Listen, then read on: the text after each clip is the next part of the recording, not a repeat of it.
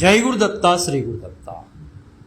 అది cinema shooting జరిగేటటువంటి ఒక ప్రదేశం. ఫ్లోర్ అంతా హడావుడిగా ఉంది. కెమెరామన్ లైటింగ్ ఏర్పాట్లు చేస్తున్నాడు. సహాయ దర్శకులు తారల చేత సంభాషణలు వెల్లివేయిస్తున్నారు. తెల్లని పంచ, తెల్లని లాల్చి, తెల్లని జుట్టు, నుదుట ఎర్రని కుంకుమ బొట్టుతో ఒక ఆయన సెట్ అంతా కలియదిరుగుతూ యూనిట్ సభ్యులందరికీ ఆదేశాలు ఇస్తున్నాడు. అక్కడ షూటింగ్ చూడవచ్చిన ఒక ఆయన పక్క ఆయనతో, ఆయన ఎవరండి అలా తిరుగుతున్నారు తెల్ల పంచ కట్టుకుని, ఎవరండి ఆయన అని అడిగాడు. ఆయనేనయ్యా ఈ సినిమా దర్శకుడు అన్నాడా పక్క ఆయన. ఆయన ఈ సినిమా దర్శకుడా? అదేంటండి అలా ఉన్నాడు ఆయన దర్శకుడు ఏంటండి? సినిమా డైరెక్టర్ వాళ్ళకి అస్సలు కనిపించట్లేదు ఆయనలో అంటూ అడిగిన తనకు ఆశ్చర్యపోయాడు అనమాట. ఆశ్చర్యపోతూ, ఏంటండి ఆ చూసే ఆయన డైరెక్టరా ఈ సినిమాకా అని ఆశ్చర్యపోయాడు. చాలాసేపు అలా ఆశ్చర్యపోతూనే ఉన్నాడు అతను. డైరెక్టర్ అంటే ఎలా ఉండాలి? ప్యాంట్ వేసుకుని, స్లాక్ వేసుకుని, ఒక సిగరెట్ నోట్లో పెట్టుకుని రింగులు వదులుతూ శూన్యంలోకి చూస్తూ ఉండాలి అన్నది అడిగినటువంటి అతగాడి అభిప్రాయం. ఆ రోజంతా అతని నోటి నుంచి ఒకటే మాట, ఆయన ఏంటండి డైరెక్టర్ ఏంటండి, ఎవ్వరూ నమ్మరు సార్, ఏంటి సార్ అది పంచి ఏంటి, తెల్ల జుబ్బా ఏంటి, ఆయన డైరెక్టర్ ఏంటండి ఈ సినిమాకి అనే నామస్మరణ ఆ రోజంతా. అతగాడి అభిప్రాయం డైరెక్టర్ అంటే ప్యాంటు షర్టు వేసుకుని సిగరెట్ నోట్లో పెట్టుకుని రింగులుగా పొగదులుతూ ఉండాలని అతగాడి అభిప్రాయం. తెలుగుదనానికి అచ్చమైన ప్రతీకలా కనిపించే ఆ ఆసామి పౌరాణిక చిత్రాలకు ఏకైక చిరునామాగా భాసిల్లిన దర్శకుడు తెలుగు ప్రేక్షకులను తన సినిమాలతో భక్తి మార్గం పట్టించిన ఘనుడు ఆయన తీసిన సినిమాలు ఒక్కొక్కటి ఆణిముత్యమే. ఆ మహానుభావుడి పేరు వినగానే ఆయన రూపొందించిన పౌరాణిక చిత్రాలు మన స్మృతి పదంలో మెదులుతాయి. ఒకటి కాదు, రెండు కాదు, దాదాపు 25 పైగా పౌరాణిక చిత్రాలను రూపొందించి నిరక్షరాస్యులను కూడా పౌరాణిక భావాలను వారి మనస్సులకు దగ్గర చేసిన పౌరాణిక బ్రహ్మ ఆయనేనండి మన కమలాకర కామేశ్వరరావు గారు. వారి దర్శకత్వంలో పౌరాణిక చారిత్రాత్మక జానపద సాంఘిక చిత్రాలు రూపొందిన ఆయనకు పేరు సంపాదించి పెట్టిన పురాణ గాథల ఆధారంగా రూపొందిన చిత్రాలే ఎక్కువ. ఆ పౌరాణిక బ్రహ్మ కమలాకర కామేశ్వరరావు గారు మన నేటి ప్రాతస్మరణీయులుగా స్మరిస్తూ, కమలాకర కామేశ్వరరావు గారి వర్ధంతి సందర్భంగా వారికి ఒక్కమారు నివాళులర్పిస్తూ, ఈ తెలుగు సినీలాకాశంలో ఎటువంటి వెలుగును వారు ఆ మహానుభావుడు పొందారో ఒక్కమారు తెలుసుకోవడానికి ప్రయత్నం చేద్దాం. కళలకు అలవాలమైనటువంటి బందరులో 1911 అక్టోబర్ 4న కమలాకర కామేశ్వరరావు గారు జన్మించారు. కమలాకర కామేశ్వరరావు గారు చిన్నతనం నుంచి లలిత కళల పట్ల ఎనలేని అభిమానం ఉండేది. ఆయన BA డిగ్రీ తీసుకున్న తర్వాత ఏ ఉద్యోగానికి ప్రయత్నం చేయలా. ఆయన కూర్చున్నా, నుంచున్నా, పడుకున్నా సినిమాయే. ఎంత తపన పడేవాడు, చిత్రాల్లో ప్రవేశించాలనేదే ఆయన ధ్యేయం. తపన పడేవాడికి భగవంతుడు కూడా తోడవుతాడు అనటానికి ఈ ఒక్క ఉదాహరణ చాలు. విపరీతంగా తపన పడేవాడు, వెళితే చిత్రాల్లోకి వెళ్ళాలి, దృఢ సంకల్పం, అందుకునే ఏ ఉద్యోగానికి కూడా ఆయన ప్రయత్నం చేయాల. చిత్రాల్లో ప్రవేశించాలన్నదే ఆయన ధ్యేయం. ఆ ధ్యేయంతోనే సినిమాలు చూస్తూ, చిత్రాలకు సంబంధించిన పుస్తకాలు చదువుతూ ఉండేవారు. 1934-37 మధ్యకాలంలో కామేశ్వరరావు గారు సినీ ఫ్యాన్ పేర కృష్ణాపత్రికలో సినిమా రివ్యూలు రాసేవారు. అంటే విపరీతమైన సినిమా జ్ఞానం ఉండేది ఆయనకి. ఆ మాటలు కానీ పాటలు కానీ ఎక్కువగా వినేవారు. ఆ భాష పరంగా ఆయనకి మంచి పట్టుంది, జ్ఞానం కూడా ఉంది అందులోని. అందుచేత సినీ ఫ్యాన్ పేర కృష్ణాపత్రికలో సినిమా రివ్యూలు రాసేవారు. అప్పట్లో ఆయన బందర్లో ఉంటూ హిందీ తెలుగు సినిమాల మీద కృష్ణాపత్రికలో విమర్శనాత్మకమైన వ్యాసాలు రాస్తూ కాలం గడిపేవారు. నేడున్న పరిస్థితుల్లో సినిమాలను నిజాయితీగా సమీక్షిస్తే అందులోని నిజానిజాలను మనస్ఫూర్తిగా అంగీకరించే నిర్మాత, దర్శకులు భూతత్వం వేసి చూసినా ఎవ్వరూ కానరారు. మరి కమలాకర్ కామేశ్వరరావు గారు అదృష్టమే అయ్యి ఉండాలి. ఆయన విమర్శే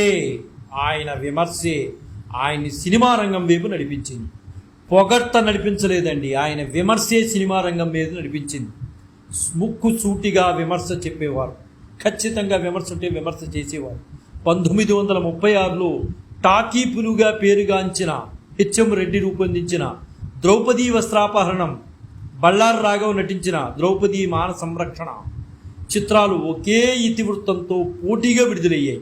వీటిలో ద్రౌపదీ వస్త్రాపహరణం విజయం సాధించిన, ప్రేక్షకాదరణ పొందని ద్రౌపదీ మాన సంరక్షణ చిత్రంలో సాంకేతిక విలువలు, కథా కథనం బాగుందని కమలాకర కామేశ్వరరావు గారు తన అభిప్రాయాన్ని కృష్ణాపత్రికలో సినీ ఫ్యాన్లో వెలువచ్చారు.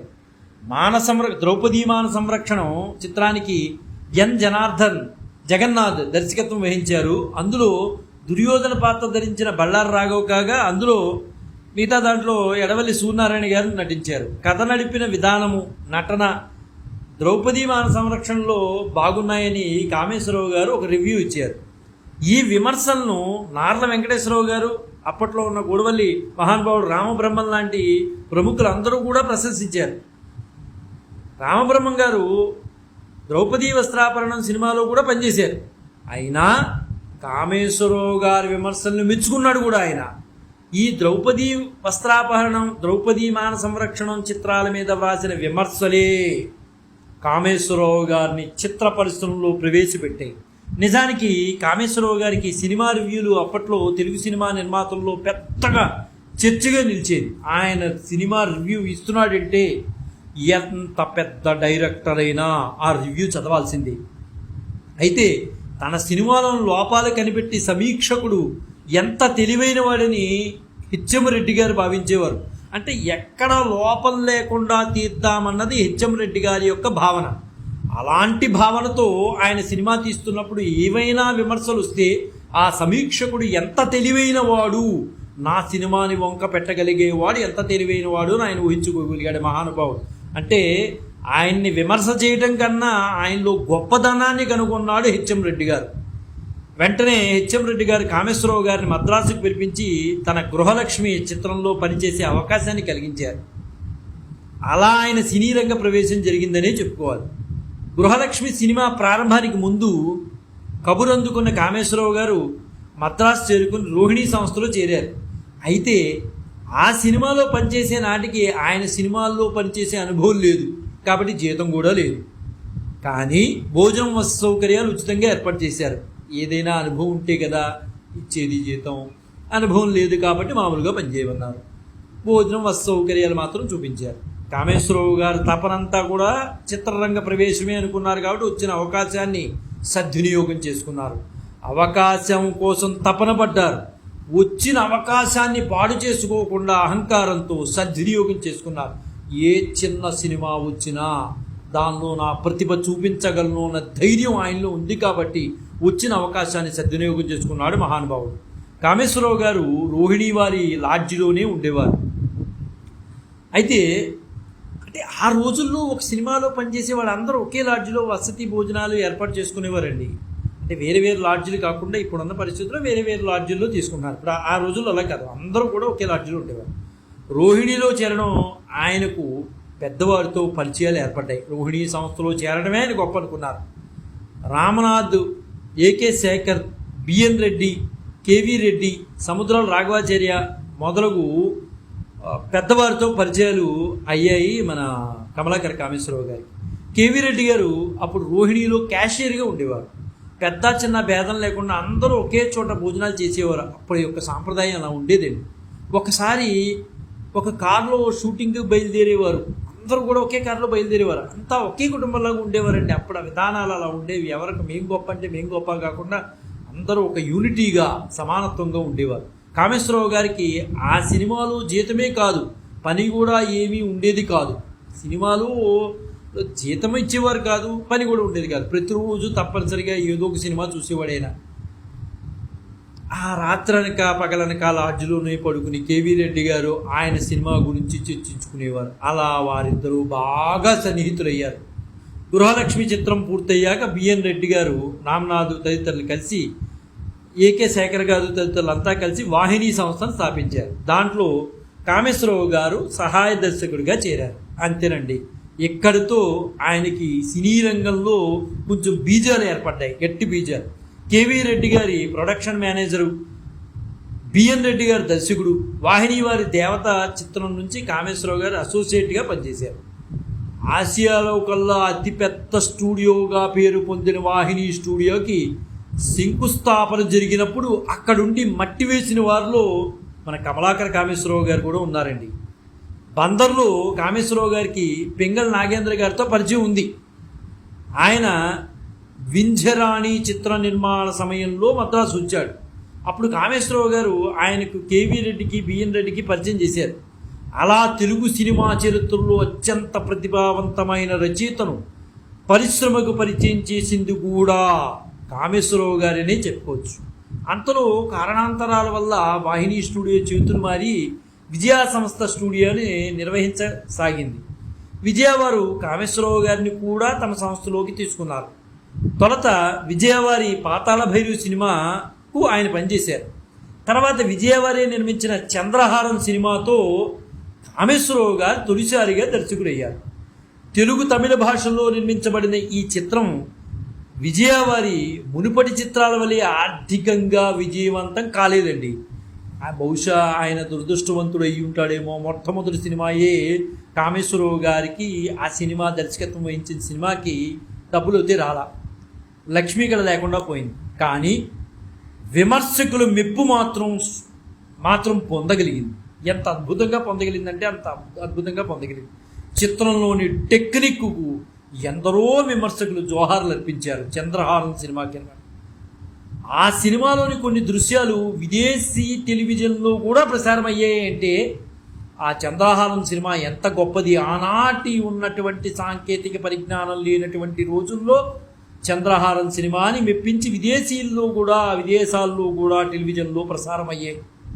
గృహలక్ష్మి చిత్రం ద్వారా బిఎన్ రెడ్డి గారితో పరిచయం ఏర్పడిన ఆయన ఆయనతో రూపొందించబడిన వందే మాత్రం, సుమంగళి, దేవత, స్వర్గసీమ వంటి చిత్రాలకు సహాయ దర్శకుడిగా కూడా కామేశ్వరరావు గారు పనిచేశారండి. అలాగే కేవీ రెడ్డి గారి దగ్గర కామేశ్వరరావు గారు కథా దర్శకత్వ శాఖలో సహాయకుడిగా కూడా ఆయన పనిచేశారు. అయితే భక్తపోతన, యోగి వేమన, గుణసుందరి కథ, పాతాళ భైరవి చిత్రాలకు పనిచేసేటప్పుడు కేవీ రెడ్డి గారు అసోసియేట్ డైరెక్టర్గా కామేశ్వరరావు గారికి తన పక్కనే ఆయన పేరు కూడా వేసుకుని గౌరవించారండి. స్క్రీన్ ప్లే రూపొందించడంలో కూడా కేవీ రెడ్డి, కామేశ్వరరావు గారు సహాయం పొందారు. ఆనాటి దర్శకులు అందరూ ముందుగా స్క్రిప్ట్కి ప్రాధాన్యత ఇచ్చేవారండి. ఈ విషయం మాత్రం 100% నిజమండి. అందరు దర్శకులు స్క్రిప్ట్కే ప్రాధాన్యత ఇచ్చేవారు. స్క్రిప్ట్ బాగా రాయడానికి కొన్ని నెలలు కృషి చేసేవారు. స్క్రిప్ట్ దశలోనే నటీనటుల నుంచి ఎలాంటి అభినయం రాబట్టుకోవాలో నోట్స్ రాసుకునేవారు. స్క్రిప్ట్ పక్కగా పూర్తయితేనే షూటింగ్ ఆరంభించేవారండి. కమలాకర్ కామేశ్వరరావు గారు పనిచేసిన H M Reddy, B N Reddy, KV Reddy ముగ్గురు కూడా హేమాహేమీలండి. ఇదే పద్ధతికి ప్రాధాన్యత ఇచ్చారు. అందుకనే వారు తీసిన చిత్రాలు అంతగా పండే. 1-2 ఏమైనా పోయి ఉండొచ్చు, కానీ వారు తీసిన చిత్రాలు అలా పండగలిగాయి అంటే వారు స్క్రిప్ట్కి అంత ప్రాధాన్యతనిచ్చేవారు.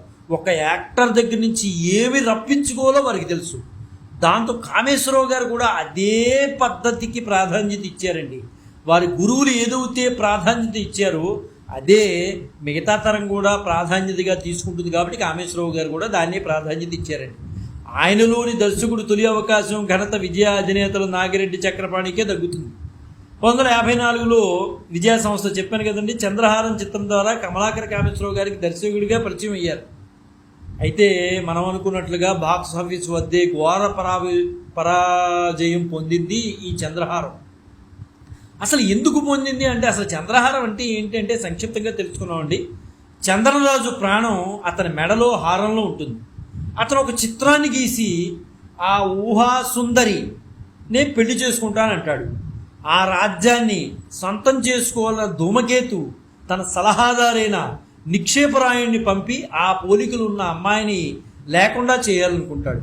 ఇలా ఉండగా రాకుమారి పాట విని యక్షకన్య చెంచెల వచ్చి తనను ప్రేమించమని కోరి భంగపడి అతని మెడలో చంద్రహారాన్ని తీసుకుపోతుంది. ఫలితంగా అతను మరణిస్తాడు. మరో యక్షుని సహాయంతో మళ్ళీ జీవిస్తాడు. ఈ జీవన్మరణ సమస్యలతో ఉన్న చందనరాజు గౌరిని చూసి వివాహం చేసుకుంటాడు. చివరికి ఆమె పాతివ్రత్య మహిమలే చెంచలకు ఓటమి, యువరాజుకు ప్రాణగండం తప్పుతుంది. కథ అయితే చాలా బాగుంటుందండి, చాలా బాగుంటుంది. కానీ అక్కడ చందనరాజుగా ఎన్టీ రామారావు గారు ఆ పాత్ర వేస్తే, నటీమణిగా మంచి పేరు సంపాదించుకున్నటువంటి ఆ రోజుల్లో ఉన్నటువంటి సావిత్రి గారు చంద్రహారంలో దుష్టనాయిక పాత్ర అంటే చెంచల పాత్ర వేయడం వలన ప్రేక్షకుల ఆదరణ చంద్రహారం నోచుకోలేదనే చెప్పచ్చు. ఈ విషయాన్ని తర్వాత సినిమా వచ్చి బాక్స్ ఆఫీస్ దగ్గర ఫెయిల్యూర్ అయిన తర్వాత మాత్రమే కామేశ్వరరావు గారు విషయాన్ని గ్రహించగలిగారండి. అర్థమైంది. అంటే మనం చేసిన తప్పు మనకి తెలిసిస్తేనే అది పరిపూర్ణత సాధించుకుంటుంది. ఎవరు చెప్పినా అది అర్థం చేసుకునే స్థితి ఉన్న వాళ్ళకైతే పర్వాలేదు, కానీ అర్థం చేసుకునే స్థితి లేనివాడు పట్టించుకోడు. ఇక్కడ కామేశ్వరరావు గారు ఆయన తప్పు ఆయనకి గ్రహించుకోగలిగారు. తర్వాత ఆయన దర్శకత్వంలో రూపొందించిన 1956 సంవత్సరంలో పెంకిపేళం చిత్రం కూడా అలాగే విజయం సాధించలేకపోయింది. అయినా 2 ఫెయిల్యూర్స్ వచ్చిన కమలాకర కామేశ్వరరావు గారు నిజంగా చెప్పాలంటే దృఢ సంపన్నులేనండి. ఎలాగైనా సరే చిత్రసీమలో నిలబడాలి. అవకాశం వచ్చింది. అవకాశాన్ని ఆయన నిరూపించుకోలేకపోతున్నారు. ఆ సమయంలో 2 సినిమాలు ఫెయిల్యూర్ అయిపోయాయి. అయినా నిజంగా చెప్పాలంటే ఆయనకి దర్శకుడుగా తొలి బ్రేక్నిచ్చిన చిత్రం మాత్రం NAT సంస్థ నిర్మించిన పాండురంగ మహత్యం అండి. ఇది 1957 సంవత్సరంలో వచ్చింది. ఈ చిత్రంతో తానేమిటో నిరూపించగలిగారు. ఆయన ఎంతో తప్పించారు. అలాగే ఎన్టీ రామారావు గారు తాను ఆల్రౌండర్నని ఈ చిత్రం ద్వారానే నిరూపించుకున్నారు. అప్పటి వరకు భక్తి రసాల చిత్రాలు నటించాలి అంటే నాగయ్య గారికే నాగయ్య గారికి ఎక్కువగా ఉండేవి. చిత్తూరు నాగయ్య గారే పేర్లు వినపడుతూ ఉండేవి. అయితే ఈ భావనే తెలుగునాట అందరిలోనూ ఉండేది. ఎన్టీ రామారావు గారు కూడా భక్తిరస పాత్రను అద్భుతంగా పోషించగలరు అని పాండురంగ మహత్యం నిరూపించిందండి. ఇందులో భక్త పుండరీకునిగా ఎన్టీ రామారావు గారు నటించారు. ఈ తరహా కరుణరస పాత్రలను నాగయ్య గారిచే భక్తపోతన, యోగి వేమన చిత్రాల్లో పోషింపజేసిన కేవీ రెడ్డి గారు తెలుగువారిని నిజంగా అలరించారండి. ఆ 2 చిత్రాలకి కేవీ రెడ్డి గారి దగ్గర సహాయకుడిగా పనిచేసిన అనుభవంతో కమలాకర కామేశ్వరరావు గారు గ్లామర్ హీరోగా పేరు పొందిన రామారావు గారి చేత కూడా కరుణరసాన్ని అద్భుతంగా పండించేలాగా చేసి మెప్పించారండి. ఈ చిత్రం తర్వాత కామేశ్వరరావు గారు నిజంగా చెప్పుకోవాలంటే వెనుదిరుగు చూడలా. 2 ఫెయిల్యూర్స్ వచ్చిన పాండురంగ మహత్యం తర్వాత ఆయన వెనుదిరిగి చూసుకోలేదండి. అంటే అంత దృఢనిశ్చయం గలవాడైన 2 ఫెయిల్యూర్స్ వచ్చినా నేను పనికిమాలిన వాడిని కాదు, నేను నిరూపించుకుంటానని అంత ధైర్యంతో ఉన్నాడు. ఆ తర్వాత ఆయన దర్శకత్వంలో రూపొందించిన రేచుక్క పాడుచుక్క, మహాకవి కాళిదాసు, గుండమ్మ కథ, నర్తనశాల, పాండవ వనవాసం, శ్రీకృష్ణ అవతారం, శ్రీకృష్ణ విజయం తదితర చిత్రాలు రూపొందించబడ్డాయి. అయితే ఈ గుండమ్మ కథ మాత్రం ఇతర భాషల్లో తీసినవన్నీ కూడా ఫెయిల్యూర్ అయ్యాయండి. కానీ తెలుగులో తీసినవి మాత్రం అద్భుతంగా రణించగలిగింది. ఆయన దర్శకత్వంలో పెంకి పెళ్ళాం, గుండమ్మ కథ, శోభ, మాయన మమత వంటి సాంఘిక చిత్రాలు రూపొందించినప్పటికీ గుండమ్మ కథ మాత్రమే ఘన విజయం సాధించిందండి. నేడు దర్శకేంద్రుడుగా నీరాజనాలు అందుకుంటున్నటువంటి రాఘవేంద్రరావు గారు తన డిగ్రీ పూర్తిగానే తొలత కమలాకర కామేశ్వరరావు గారి వద్దనే సహాయ దర్శకుడిగా పనిచేశారండి. ఆయన చిత్రమేమో కానీ అంతకొరకు ఎన్టీ రామారావు గారితో అధిక చిత్రాలు దర్శకత్వం వహించి రికార్డు సాధించినటువంటి కమలాకర కామేశ్వరరావు గారికే ఉండేది. అయితే ఆయన శిష్యుడైనటువంటి రాఘవేంద్రరావు గారు కూడా ఆ గౌరవాన్ని తర్వాత కాలంలో పొందారండి. కమలాకర కామేశ్వరరావు గారు అతి నిరాడంబరంగా ఉండేవారండి. ఆయన చూస్తే ఎవరో స్కూల్ మాస్టర్ అనిపించుకునేవారు, అంతే, సినీ దర్శకుడు అనిపించుకునేవారు కాదు. అంత నిబద్ధతతో ఉండేవాడు మహానుభావుడు. ఆ రోజుల్లో ఎంత గౌరవం అంటే ఆయనకి అంత గౌరవం ఇచ్చేవారు అందరూ కూడా. నిత్యం తెల్లని పంచ జుబ్బా ఆయన వస్త్రధారణండి. చిన్నతనంలో లాగులు వేసుకునేవాడిని, కాలేజీ చదువుకు వెళ్ళిన దగ్గర నుంచి పంచలతోనే వెళ్ళేవాడిని, కానీ ప్యాంట్ ఎప్పుడూ వేసుకోలేదని ఆయన ఒక ఇంటర్వ్యూలో కూడా చెప్పారండి. ఎన్ని సినిమాలు హిట్ సినిమాలు చేసినా నిర్మాత ఎంత ఇస్తే అంత తీసుకునేవాడు మహానుభావుడు. ఇంత ఇస్తే కానీ చేయను అని ఏనాడు కూడా ఆ మహానుభావుడు డిమాండ్ చేయలేదండి. అందుకే కాబోలు ఆ రోజుల్లో ఆయనతో పాటు ఉన్న దర్శకులందరికీ సొంత కారున్న ఆయనకి మాత్రం ఎప్పుడూ కారు లేదండి. అలాగే సొంత ఇల్లు కూడా లేదు. నియమనిష్ఠులు, దైవభక్తి ఎక్కువగా ఉండేది. ఏదైనా దైవ పరంపర అయిన సినిమా తీస్తున్నామంటే ఎంత నిబద్ధతతో, ఎంత దైవభక్తితో తీసేవారంటే అంత దైవభక్తితో తీసేవారు. ఈ రోజుకి మచ్చుకు కూడా అలాంటి డైరెక్టర్ మనకి కనిపించరు. అంత అద్భుతమైన డైరెక్టర్ అండి. పౌరాణిక గాథలు తీయాలంటే ముందు ఆయనగా డిజైన్ చేసుకునేవారు, నేను ఇలా ఉండాలి. వ్యసనం అనేది ఏది ఆయన దరిదాపుల్లో కూడా రాలా. ఎవరితోనూ మాట రావడం కూడా లేదండి. తన దగ్గర పనిచేసిన సహాయకులను అందరినీ కూడా, చిన్నవారిని కూడా మీరు అని సంబోధించేవారు మహానుభావులు. అంటే ఆయన వ్యక్తిత్వం ఏంటనేది మనకు అర్థమవుతుంది. చిన్నవాడిని కూడా గౌరవించేటటువంటి అంత సంస్కారం ఉన్నటువంటి మహానుభావుడు ఎవరన్నా ఉన్నారు సినీ ఫీల్డ్లో అంటే కమలాకర కామేశ్వరరావు గారు తర్వాతే ఎవరి పేరైనా చెప్పుకోవాలండి. సినిమా కంపెనీలకి వెళ్ళాలన్నా, షూటింగ్లకి వెళ్ళాలన్నా వాళ్ళు చెప్పిన వేళకి సిద్ధమై గుమ్మంలో నుంచునేవారండి. సమయపాలన విషయంలో ఖచ్చితంగా ఉండేవారు మహానుభావుడు. షూటింగ్ లేకపోతే నిత్యము ఆయన చేసేది పుస్తక పఠనం. కేవీ రెడ్డి గారి తర్వాత స్క్రీన్ ప్లే రూపొందించడంలో కామేశ్వరరావు గారే అని చెప్పుకునేది పరిశ్రమ. అంటే ఆయన యొక్క నిబద్ధత ఎంత అనేది ఇప్పుడు మనకి తెలుస్తుంది. కేవీ రెడ్డి గారి పేరు చెప్తే స్క్రీన్ ప్లే ఎలా ఉండాలి అంటే కేవీ రెడ్డి గారి, ఆ తర్వాత స్థానంలో కామేశ్వరరావు గారి. నటులు ఇతరులు అందరూ కామేశ్వరరావు గారిని ఎంతో పూజ్యభావంతో చూసేవారండి. ఎప్పుడు కూడా ఆయన భక్తిభావంతో ఉండేవారు కాబట్టి బయట వారు అందరూ కూడా పూజ్యభావంతోనే ఉండేవారు వారి పట్ల. ఎలాకోళాలు, వెక్కిరింతలు ఏమన్నా ఉన్నా బయట వారి దగ్గర చేసుకునేవారు, కానీ కామేశ్వరరావు గారి దగ్గర మాత్రం చాలా స్పష్టతగా ఉండేవారండి. అందరూ కూడా ఎప్పుడూ కానీ కోపం వచ్చేది కాదు మహానుభావుడికి. ఆయనకి నిత్యం నవ్వుతూ శాంతంగా ఉండేవారు. స్క్రిప్ట్ క్షుణ్ణంగా తయారు చేసుకుని షూటింగ్ వచ్చేవారు. అదేనండి ఆయన విజయ పరంపర. స్క్రిప్ట్ లేకుండా షూటింగ్కి వచ్చేవారు కాదు. స్క్రిప్ట్ మాత్రం ఖచ్చితంగా ఉండాలి.